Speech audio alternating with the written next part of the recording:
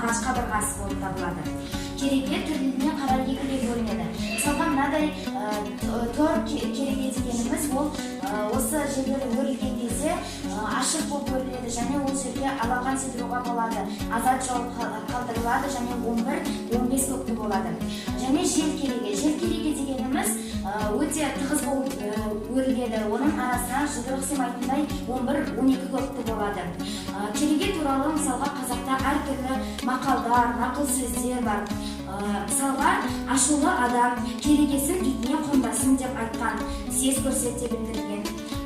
Мысалға және де күш көрсететін адам керегесін кертемін деп сес көрсете бастаған. Және де өзінің адал екенін және бұл мәселеге қатысы жоқ екенін дәлелдейтін адам ақталу үшін керегенің көгін жейін деп ақталған.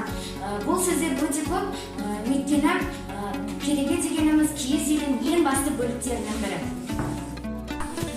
Жақсы адам босағаның төрлері бар, жаман адам босағаның көздері бар демекші, босағаға байланысты мақал мәтелдер, нақыл сөздер, халық сөздері өте көп.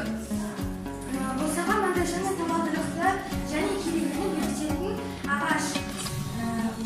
Қазақы үй сән-салтанатына қарай бірнеше топқа бөлінеді. Мысалы, қара үй 3 қанат,